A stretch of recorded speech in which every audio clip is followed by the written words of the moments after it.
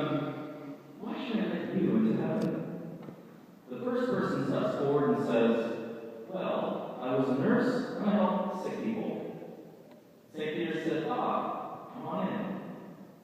The second person steps forward and says, I work in sales and help people buy food and things they needed to survive.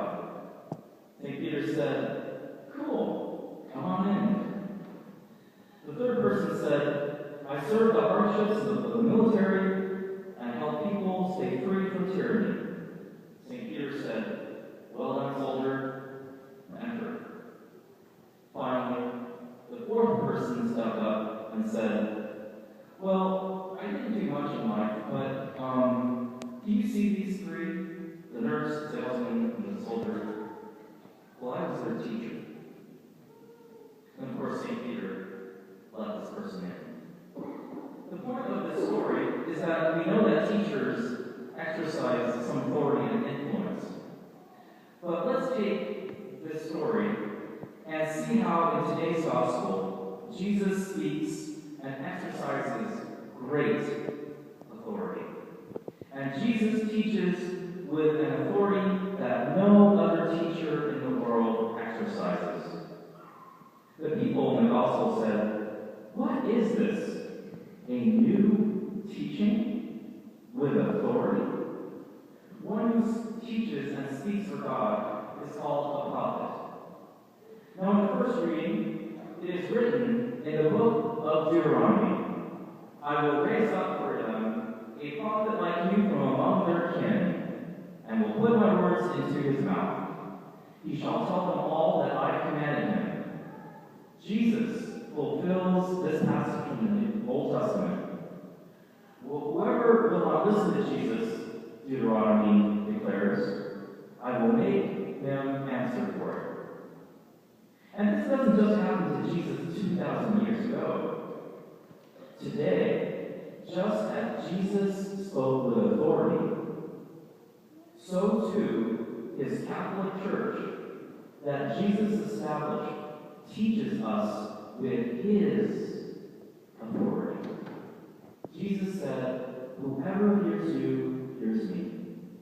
The highest authority in his church, which he founded, is called the Magisterium. The Magisterium.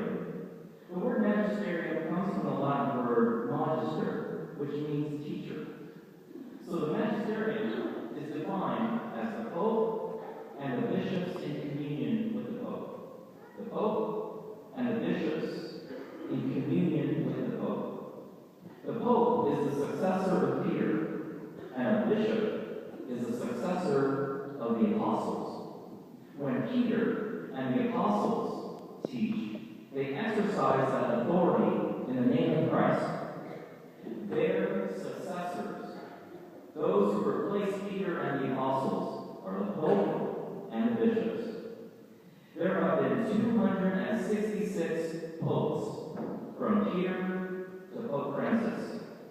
There are a total today of 5,000 Catholic bishops all around the world that can be traced in a continuous line back to the 12 apostles to the laying on of hands. No other Christian body can make this claim. Like Jesus in the Gospels, the Catholic Church teaches as one having authority. The next point here is that when the Magisterium officially teaches matters of faith and morals, the Magisterium is protected from error. It doesn't mean that the Pope and bishops can't sin. As human beings, they are sinners and sin and can and do make mistakes. But when it comes to officially teaching as successors to the apostles, they teach with the same authority of Christ and are preserved from error. And we're not talking here about a random comment that a pope makes or bishops make.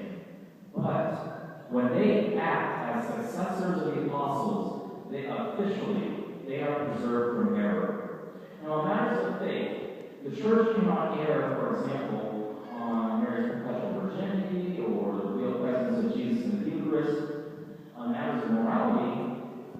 church cannot err, for example, on perception or